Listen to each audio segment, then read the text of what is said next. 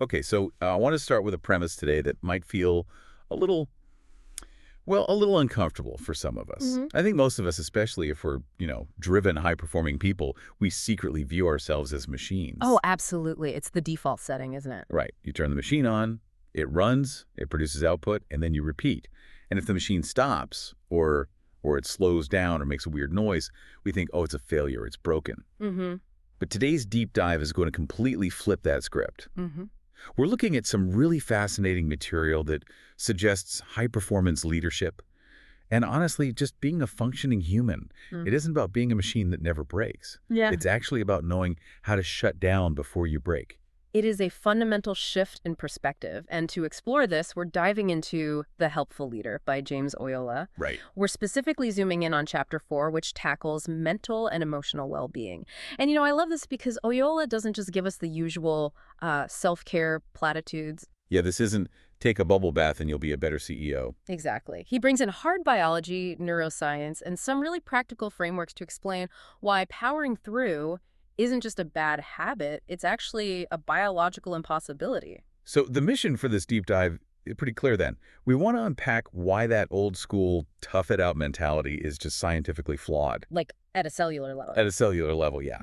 And then look at the specific rules Oyola lays out for being what he calls a helpful leader. And it all starts with what Oyola calls leadership rule, hashtag 111.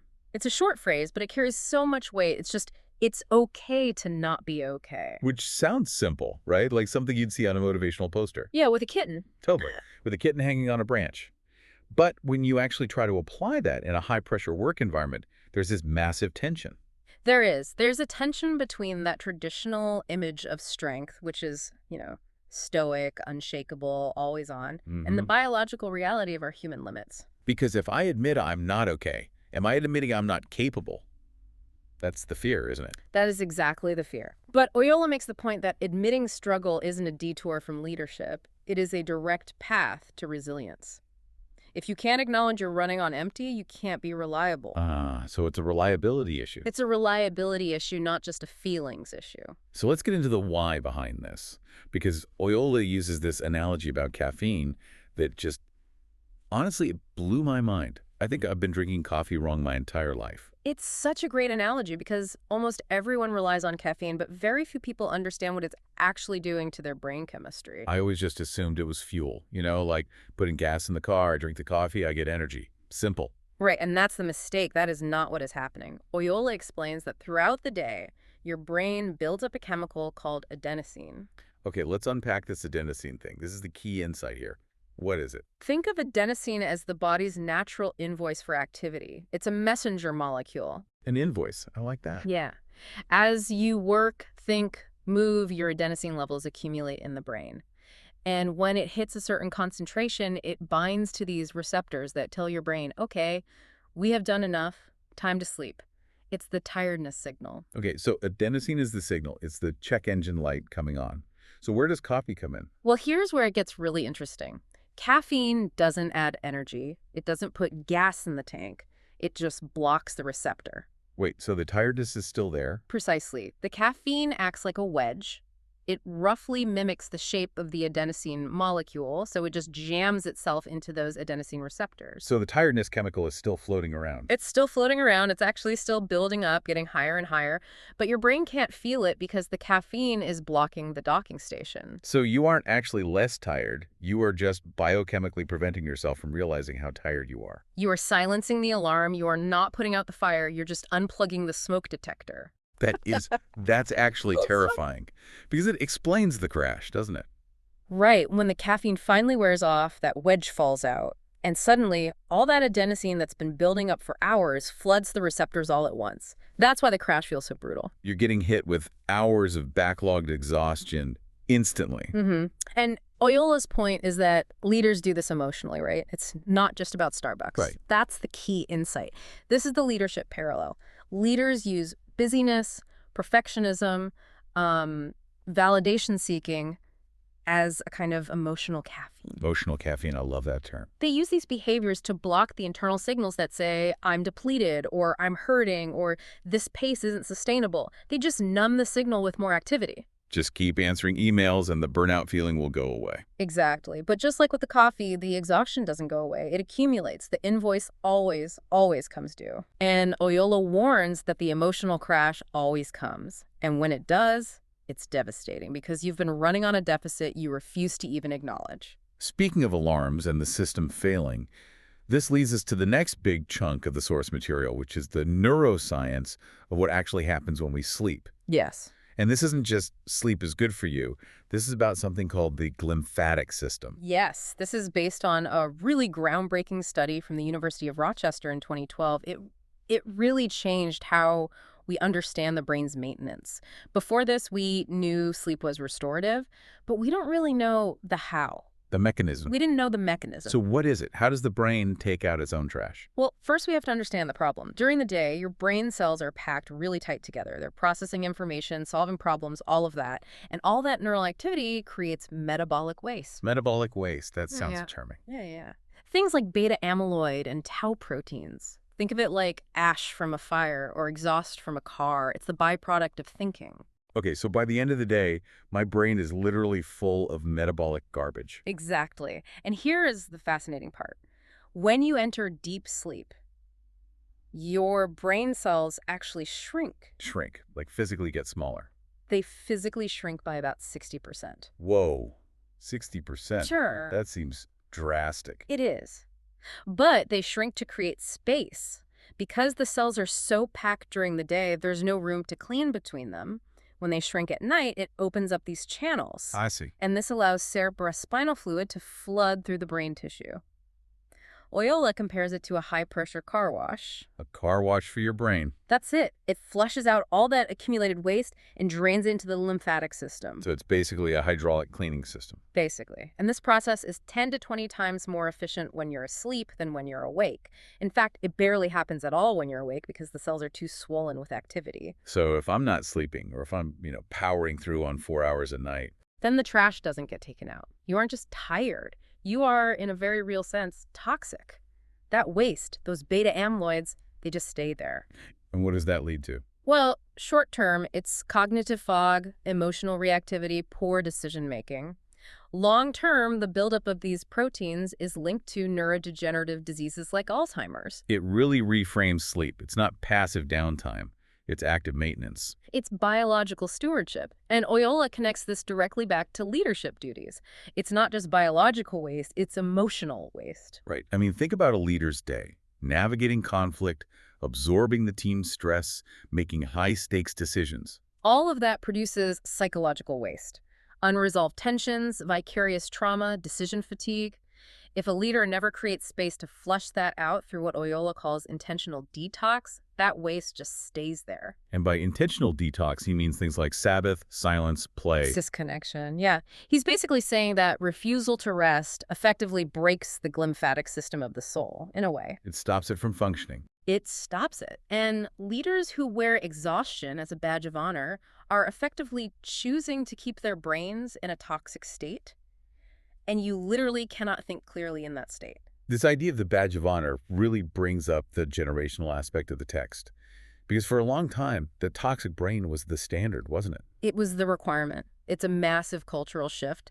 The source highlights that Gen X and baby boomers were largely raised in professional environments where vulnerability was equated with liability. If you admit you're struggling, you're admitting you can't do the job. Exactly. It was seen as incompetence. The expectation was to be superhuman, the whole never let them see you sweat era. But now, Now you have millennials and Gen Z entering the leadership ranks, and they are bringing a heightened awareness of mental health, of trauma. They don't want a machine. They expect authenticity. They value presence over perfection. it's a tricky transition, though, for leaders caught between those two worlds. And Oyola shares a really powerful story about Arianna Huffington to illustrate what happens when you ignore the shift. Oh, right. The Huffington Post founder. Massively successful by any standard, the epitome of the superwoman. But in 2007, she literally passed out from exhaustion. Just collapsed. Just run down. She collapsed in her home office, hit her head on the corner of her desk, and broke her cheekbone. Ouch. That is a brutal wake-up call. Waking up in a pool of blood because you worked too hard, it forced her to realize that success can't be measured by the amount of time you put in, but by the quality of that time. The source also makes a really interesting comparison to other professions. Like, we expect corporate leaders to be bulletproof. But we don't expect that from, say, a therapist. Exactly. It's a great point. Therapists, physicians, educators, they are trained to monitor their own mental health. A therapist knows they cannot serve a client effectively if they're carrying unprocessed trauma or if they're burnt out. The old put your own oxygen mask on first. Exactly. The saying, you cannot pour from an empty cup, is standard practice in those fields. But in business, we often praise people for pouring from an empty cup until the cup breaks. So leaders have to adopt the therapist's posture. They have to. If your cup is empty, you aren't serving your team. You're likely damaging them with your own depletion. So let's get practical, because I know there are listeners right now thinking, okay, I get the science, I get the generational shift, but I have a company to run. I can't just disappear for a week. And that is the vacation dilemma. Leaders feel responsible. They struggle to take time off because they fear the wheels will fall off. And Oyola offers a framework for this that I found really helpful. It's the distinction between being available and being accessible. This is a crucial distinction. He says, I might not always be available, but I am never inaccessible. So help me parse that out. What does that actually mean in practice? Okay, so availability is about being in the day-to-day workflow. It's answering emails, attending meetings, the constant ping of Slack. Right. When you are on vacation or taking that intentional detox, you should not be available. You need to disconnect to let that glymphatic system work. But, and here's the fear, what if the building burns down? What if the biggest client calls? That is where accessible comes in. Accessibility creates a pathway for genuine crises. It means the team knows that if and only if there is a true emergency that requires your specific authority, they can reach you. So it's not checking Slack from the beach. It's having a break glass in case of emergency protocol. Correct. Maybe it's a specific ringtone. Maybe it's a call to your spouse. But there's a channel. And this matters because it allows for deep rest without abandoning the team. It silences that anxiety in the leader's brain that says, what if something happens? You know you'll be told if it's truly catastrophic. So you can relax about everything else. It sounds like it's also a way of training your team. Huge training opportunity. If you're always available, they never learn to solve problems themselves. They just ask you. Exactly. It teaches them stewardship. It shows them that you trust them. If you answer every email on vacation, you are implicitly telling your team, I don't trust you. By disconnecting, you empower them. Moving on to another practical tool, this one is about how we handle pressure in the moment. Oyola introduces leadership rule, #26. The only thing we control is how we respond to what we can't control. This brings us to emotional regulation, and I love the analogy he uses here. He compares the leader to a point guard in basketball. Yes, like Magic Johnson or Chris Paul. The floor general. Picture the final minutes of a close game. The crowd is screaming, the pressure is immense. A rookie might panic. They might force a shot, rush a pass, or yell at a teammate because the emotion is overwhelming them. Panic leads to bad decisions. We've all seen leaders who panic pass in a meeting. They just dump the stress on everyone else. But the great point guards, they regulate. They don't ignore the pressure. They feel it, but they channel it. They stay calm, read the defense, and make the smart choice. And that regulation brings the whole team into alignment. Yes. If the point guard is calm, the team calms down. And for a leader in the workplace, that emotional contagion is so real. So this isn't just a soft skill. Not at all. The impact is measurable. The source cites the American Psychological Association, noting that 77% of employees experience work-related stress that impacts productivity. 77%? That's a huge number. Almost 8 out of 10 people. It is. And a study by the Hay Group found that emotional intelligence is a measurable driver of organizational success. Leaders who can regulate their emotions in a crisis just get better results. Period. It's the difference between reacting and responding. Yes. Reacting is the rookie throwing the ball away. Responding is the pro finding the open man. And Oyola wraps this section with a beautiful quote from Jacinda Ardern. The former Prime Minister of New Zealand. Right. She said, I refuse to believe that you cannot be both compassionate and strong. I love that. It really synthesizes everything we've been talking about.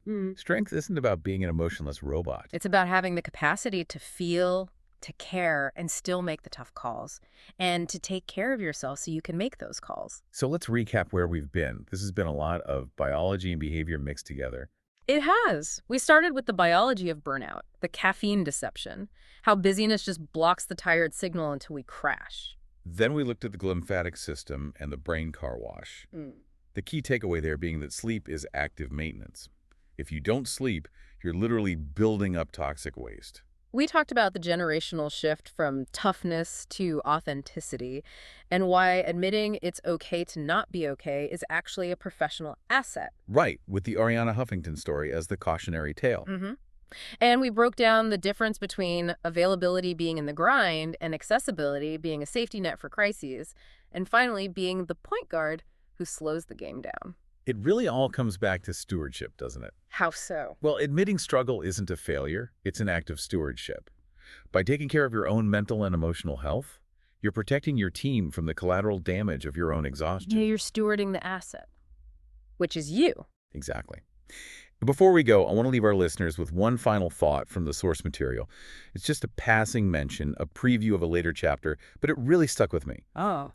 Oyola mentions the concept of a mental locker. Yes, I saw that. It's intriguing. The idea is challenging that old notion that we can just leave our problems at the door. We know that's biologically impossible. Right, we bring our whole selves to work. Exactly. Our brains don't just delete our personal life when we badge in. But Oyola suggests we need a mental locker. And it makes me wonder, if we accept that we can't just switch off our humanity, how might we design our actual physical or digital workspaces to honor that? Like, what does a mental locker actually look like? Right. Is it a ritual? A specific place? Is it a way of acknowledging a struggle so you can set it aside safely, knowing you'll come back to it, rather than just pretending it's not there? That is a profound question. It moves from just managing stress to honoring the human experience within the professional setting. Something to mull over as you head into your week. Hopefully with a little more intentional detox and a little less emotional caffeine. Thanks for joining us on the Deep Dive. Take care of yourselves.